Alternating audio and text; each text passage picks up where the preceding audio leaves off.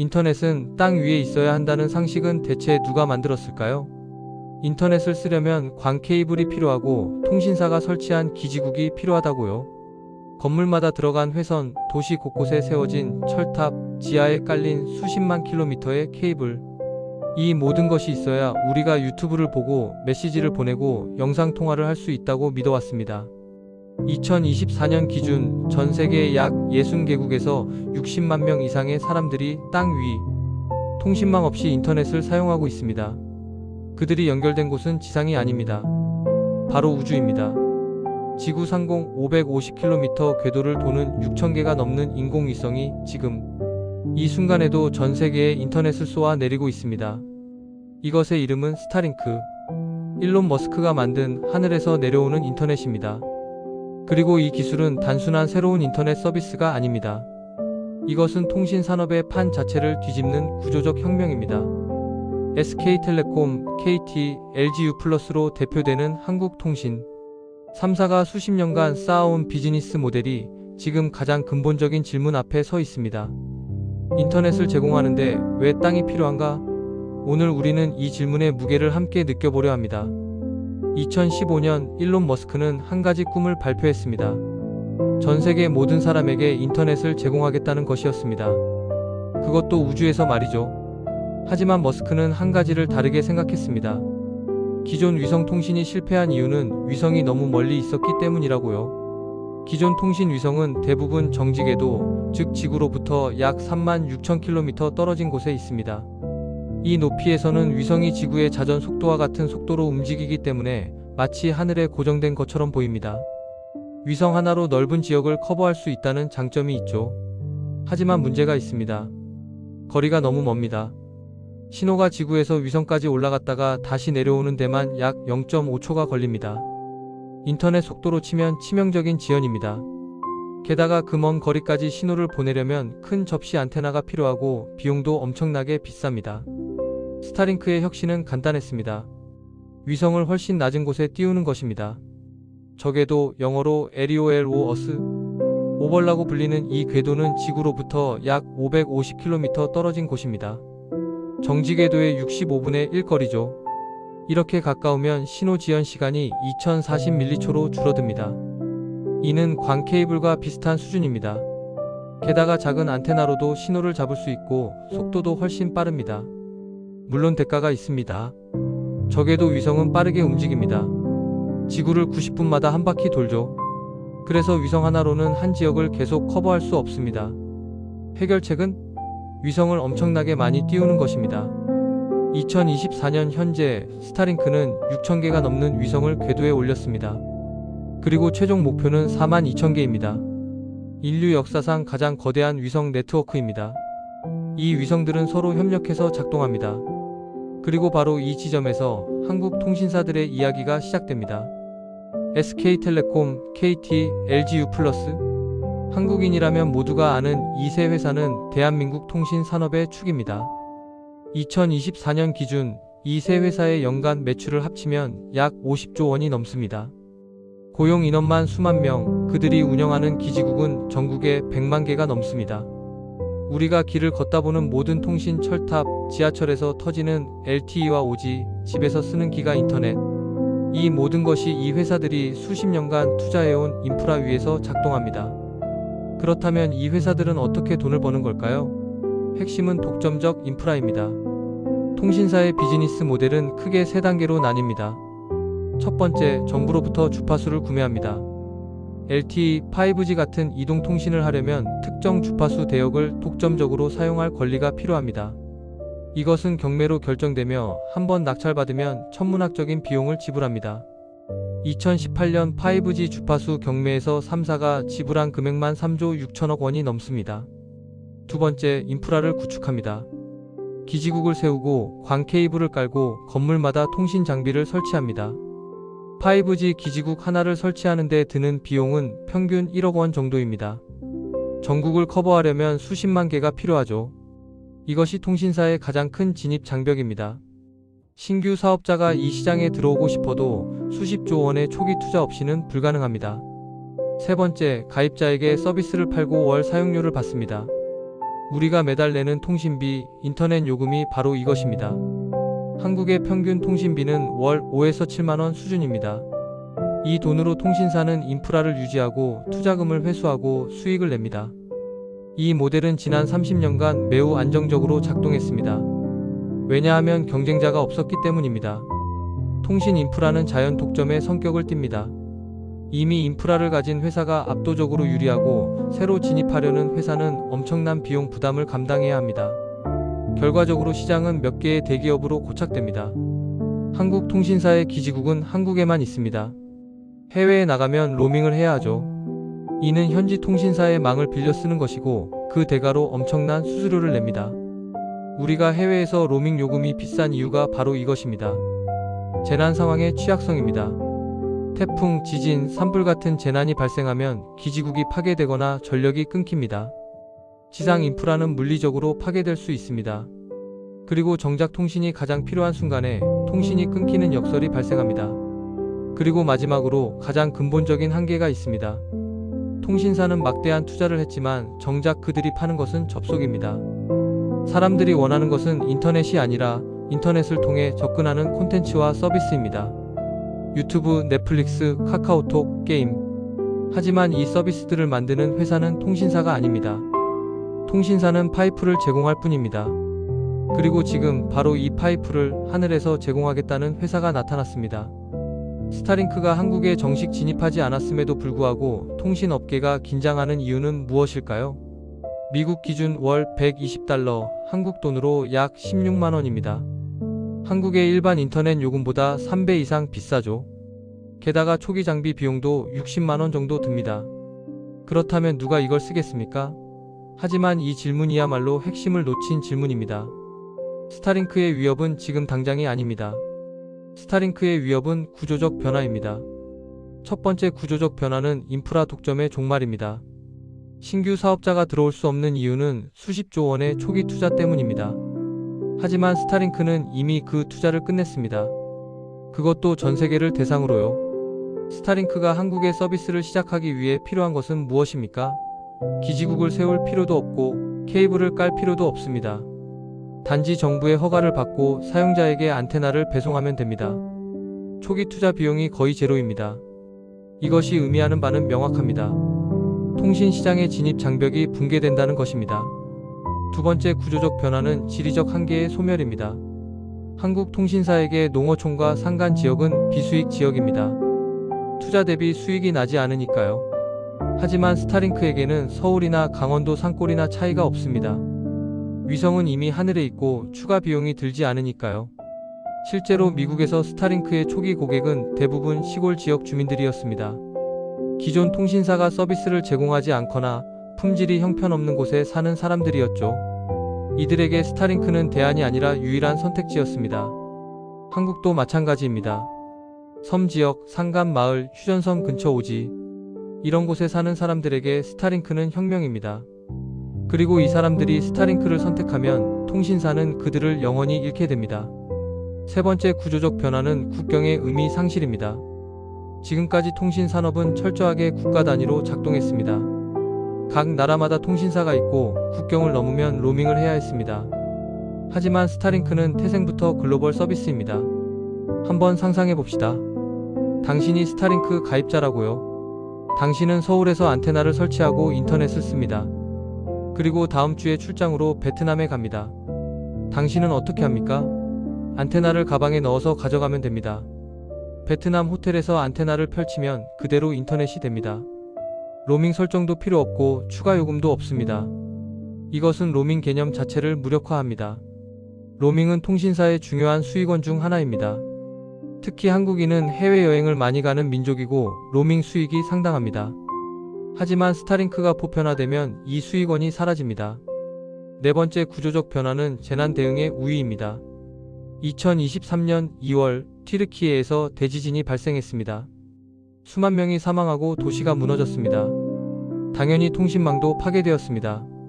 이때 일론 머스크는 즉시 스타링크 안테나를 튀르키예에 보냈습니다. 며칠 만에 재난 지역에 인터넷이 복구되었습니다. 2022년 우크라이나 전쟁 때도 마찬가지였습니다. 러시아가 우크라이나의 통신 인프라를 파괴했을 때 우크라이나군은 스타링크로 통신망을 유지했습니다. 위성은 공격받을 수 없으니까요. 이것은 정부와 군에게 매우 중요한 메시지를 던집니다. 유사시에 의존할 수 있는 백업 통신망이 생긴다는 것입니다. 그리고 그것이 국내 통신사가 아니라 외국 기업이라는 사실이 정책적으로 복잡한 문제를 만듭니다. 하지만 가장 근본적인 위협은 마지막에 있습니다. 다섯 번째, 망 제공자에서 플랫폼 하청으로의 전락 가능성입니다. 지금까지 통신사는 게이트키퍼였습니다. 인터넷에 접속하려면 반드시 통신사를 거쳐야 했습니다. 하지만 스타링크가 보편화되면 어떻게 될까요? 사람들은 선택할 수 있게 됩니다. 나는 SK텔레콤 대신 스타링크를 쓸래? 이렇게 되면 통신사는 필수 서비스에서 선택 서비스로 전락합니다. 그리고 경쟁이 치열해질수록 요금은 내려갑니다. 마진은 줄어듭니다. 더 나아가 미래에는 이런 시나리오도 가능합니다. 스타링크가 기본 인터넷 접속을 제공하고 통신사는 그 위에 부가 서비스만 제공하는 것입니다. 마치 지금 휴대폰 제조사가 안드로이드 위에서 자기 UI만 올리는 것처럼요. 통신사가 인프라 제공자에서 부가 서비스 제공자로 강등되는 것입니다. 이것이 바로 통신업계가 스타링크를 두려워하는 진짜 이유입니다. 스타링크는 요금이 비싸고 속도가 느릴 수도 있고 한국에 아직 안 들어왔을 수도 있습니다. 하지만 그것은 중요하지 않습니다. 중요한 것은 가능성입니다. 통신이 땅 없이도 가능하다는 것이 증명되었다는 사실입니다. 그리고 이 가능성이 현실화되는 순간 게임의 규칙이 영원히 바뀝니다. 여기까지 들으면 한국 통신사들의 미래가 암울해 보입니다. 거대한 인프라에 묶여있고 막대한 투자금을 회수해야 하고 하늘에서 내려오는 경쟁자를 막을 방법이 없어 보입니다. 하지만 결론을 내리기 전에 차분하게 질문해 봅시다. 스타링크는 정말 완벽한가요? 한국 통신사에게 승산은 정말 없는 걸까요? 대답은 아직은 아니다입니다. 스타링크에게도 명확한 한계가 있습니다. 첫째, 가격입니다. 월 16만원은 한국 기준으로 매우 비쌉니다. 한국의 인터넷과 통신 인프라는 세계 최고 수준이고 요금은 오히려 저렴한 편입니다. 기가 인터넷을 3만원에 쓸 수 있는데 왜 16만원을 내겠습니까? 스타링크의 주요 시장은 인프라가 없는 곳입니다. 미국의 시골, 아프리카, 오지 이런 곳에서는 대안이 없으니 비싸도 씁니다. 하지만 한국은 이미 촘촘한 망이 깔려 있습니다. 대다수 사람들에게 스타링크는 필요 없는 선택지입니다. 둘째, 속도와 안정성입니다. 스타링크의 평균 다운로드 속도는 100에서 200mbps입니다. 나쁘지 않습니다. 하지만 한국의 5G는 최대 1gbps 이상입니다. 더군다나 스타링크는 날씨에 영향을 받습니다. 폭우, 폭설, 먹구름이 끼면 신호가 약해집니다. 도심의 고층 건물 사이에서는 하늘이 잘 안 보여서 연결이 불안정할 수 있습니다. 반면 한국 통신사의 5G는 지하철 안에서도 건물 안에서도 비가 와도 안정적입니다. 인프라의 물리적 견고함이 주는 장점이 분명히 있습니다. 셋째, 규제와 정책의 벽입니다. 스타링크가 한국에 정식으로 서비스하려면 정부의 승인이 필요합니다. 주파수 할당, 보안, 심사, 사업자 등록. 이 모든 과정은 정치적이고 전략적인 판단이 개입됩니다. 한국 정부가 국내 통신사를 보호하기 위해 스타링크의 진입을 제한하거나 까다로운 조건을 부과할 가능성도 충분합니다. 그렇다면 한국 통신사는 어떻게 대응해야 할까요? 전략은 크게 세 가지로 나뉩니다. 첫 번째 전략은 차별화입니다. 통신사는 단순히 인터넷 접속만 파는 회사가 아닙니다. SK텔레콤은 티맵, 11번가, OK캐시백 같은 플랫폼을 운영합니다. KT는 AI, 클라우드, 스마트시티 사업을 합니다. LG U+는 IPTV와 콘텐츠에 강합니다. 스타링크는 연결만 제공합니다. 하지만 통신사는 연결 위에 쌓인 생태계를 가지고 있습니다. 고객들이 이미 익숙해진 서비스, 결합 상품, 포인트 시스템. 이것이 전환 비용을 만듭니다. 사람들은 단지 인터넷이 약간 더 좋다고 해서 쉽게 옮기지 않습니다. 통신사가 살아남으려면 이 생태계를 더 강화해야 합니다. 망을 파는 회사에서 서비스를 파는 회사로 전환해야 합니다. 두 번째 전략은 기술 고도화입니다. 5G는 시작일 뿐입니다. 다음은 6G입니다. 6G는 단순한 속도 향상이 아닙니다. 초저지연, 초대용량, 초연결, 자율주행차, 원격 수술, 스마트 공장 같은 미래 산업은 6G 없이는 불가능합니다. 스타링크는 위성통신의 특성상 지연 시간이 있고 대역폭의 한계가 있습니다. 하지만 지상 네트워크는 이론적으로 훨씬 더 빠르고 정밀하게 만들 수 있습니다. 통신사가 미래에 살아남으려면 대체 불가능한 기술을 확보해야 합니다. 스타링크가 할 수 없는 것을 해야 합니다. 세 번째 전략은 가장 역설적입니다.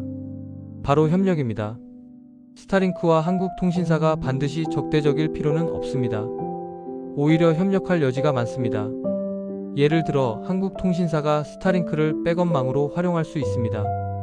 재난 상황, 오지, 섬 지역에서 스타링크를 보조 네트워크로 쓰는 것이죠. 통신사는 인프라 투자 부담을 줄이고 스타링크는 안정적인 고객을 확보합니다.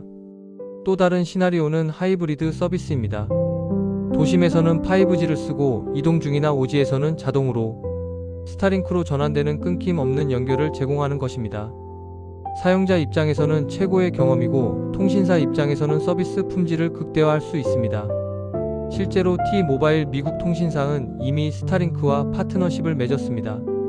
기존 휴대폰으로도 위성 통신을 할 수 있는 기술을 함께 개발하고 있습니다. 경쟁자가 아니라 협력자가 된 것이죠. 그래서 대답은 이렇습니다. 한국통신사는 끝나지 않습니다. 하지만 변해야 합니다. 스타링크는 위협이지만 동시에 신호입니다. 통신 산업이 더 이상 인프라 독점으로만 살아갈 수 없다는 신호. 이제는 서비스, 기술, 협력, 혁신이 필요하다는 신호입니다. 우리는 지금 역사적 전환점에 서 있습니다. 통신 산업은 지난 150년간 같은 방식으로 작동해 왔습니다. 전선을 깔고 기지국을 세우고 물리적 연결을 만드는 것. 알렉산더 그레이엄 벨이 전화를 발명한 1876년부터 지금까지 근본적인 원리는 바뀌지 않았습니다. 하지만 스타링크는 이 원리를 뒤집습니다. 물리적 연결 없이도 통신이 가능한 세상. 국경 없는 인터넷. 인프라 없는 접속. 그렇다면 이 변화의 끝은 어디일까요? 첫 번째 미래 시나리오는 통신의 유틸리티화입니다. 유틸리티란 전기, 수도, 가스처럼 당연히 있는 기초 서비스를 말합니다. 우리는 전기가 어디서 오는지, 어떤 발전소에서 만들어지는지 잘 신경 쓰지 않습니다. 그냥 플러그를 꽂으면 나옵니다. 미래의 인터넷도 그렇게 될 가능성이 높습니다. 사람들은 자신이 SK텔레콤을 쓰는지, 스타링크를 쓰는지, 아니면 둘 다 혼합된 것을 쓰는지 의식하지 못할 것입니다. 그냥 인터넷이 된다는 사실만 중요하게 여길 것입니다. 이렇게 되면 통신사는 브랜드 가치를 잃게 됩니다. 통신 자체는 표준화되고 상품화됩니다. 그래서 통신사는 더 이상 망으로 경쟁할 수 없습니다. 대신 그 위에 얻는 서비스로 경쟁해야 합니다. 두 번째 미래 시나리오는 통신사의 역할 재정의입니다. 과거 통신사는 연결 제공자였습니다. 하지만 미래의 통신사는 데이터 관리자가 될 것입니다. 5G와 6G 시대에는 모든 것이 연결됩니다. 자동차, 가전제품, 공장 기계, 심지어 옷과 안경까지. 이것을 사물인터넷, IoT라고 부릅니다. 이 모든 기기들이 엄청난 양의 데이터를 만들어냅니다. 누가 이 데이터를 처리하고 관리하고 분석할까요? 바로 통신사입니다.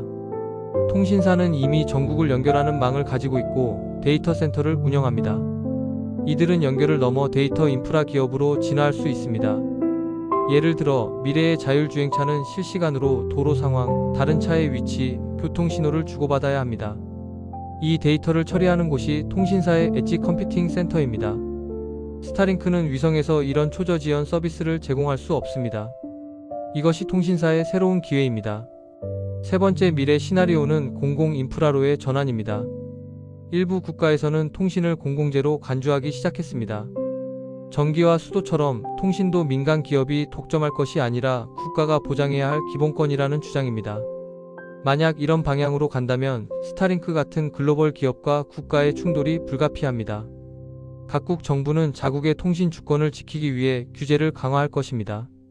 반대로 스타링크는 국경 없는 자유를 주장할 것입니다. 이것은 단순한 비즈니스 문제가 아니라 정치적, 외교적 문제가 됩니다. 그렇다면 이 모든 변화 속에서 승자는 누구일까요? 대답은 의외로 간단합니다. 승자는 사용자입니다. 경쟁이 치열해질수록 서비스는 좋아지고 가격은 내려갑니다. 스타링크가 등장하면서 통신사들은 더 이상 안일하게 앉아 있을 수 없게 되었습니다. 더 빠른 속도, 더 넓은 커버리지, 더 나은 서비스를 제공하지 않으면 고객을 잃습니다. 결국 우리가 맞이할 미래는 선택의 시대입니다. 도시에 살고 빠른 인터넷이 필요하면 5G를 씁니다. 오지에 살거나 이동이 많으면 스타링크를 씁니다. 아니면 둘 다 씁니다. 중요한 것은 강제가 아니라 선택입니다. 통신 산업은 독점의 시대를 벗어나 경쟁의 시대로 진입하고 있습니다. 그리고 이 경쟁이야말로 진짜 혁신의 시작입니다. 마지막으로 질문 하나를 남기고 싶습니다. 우리는 통신 회사를 쓰는 것일까요? 아니면 인터넷을 쓰는 것일까요? 지금까지 우리는 이 둘을 구분하지 않았습니다. 인터넷을 쓰려면 SK텔레콤이나 KT에 가입해야 했고 매달 요금을 내야 했습니다. 통신사와 인터넷은 하나였습니다. 하지만 스타링크는 이 둘을 분리했습니다. 인터넷은 하늘에 있고 통신사는 선택지 중 하나일 뿐이라고 말합니다. 이것은 단순한 기술 변화가 아닙니다. 이것은 개념의 변화입니다. 우리는 지금까지 통신을 제공받는 것으로 생각했습니다. 누군가 설치해주고 관리해주고 우리는 그 대가를 지불하는 것이었죠. 하지만 미래에는 통신이 공기처럼 느껴질 것입니다. 그냥 있는 것, 어디서든 연결되는 것. 스타링크는 그 미래를 앞당기고 있습니다. 한국통신 3사에게 스타링크는 위협입니다. 하지만 동시에 기회입니다. 위협이기 때문에 변해야 하고 기회이기 때문에 새로운 가치를 만들어낼 수 있습니다. 그리고 가장 중요한 것은 이 변화의 중심에 우리가 있다는 사실입니다. 기업들이 경쟁하는 이유는 우리를 얻기 위해서입니다.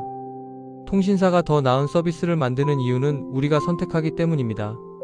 스타링크가 한국에 들어오려고 노력하는 이유도 여기에 5천만 명의 잠재 고객이 있기 때문입니다. 그래서 이 이야기의 결론은 이것입니다. 스타링크는 위협이 아닙니다. 스타링크는 질문입니다. 당신은 무엇을 원하는가? 빠른 속도인가? 넓은 커버리지인가? 저렴한 가격인가? 편리한 서비스인가? 그리고 이 질문에 대한 대답이 통신 산업의 미래를 결정할 것입니다. 우주에서 내려오는 인터넷 시대가 시작되었습니다. 이제 우리가 선택할 차례입니다.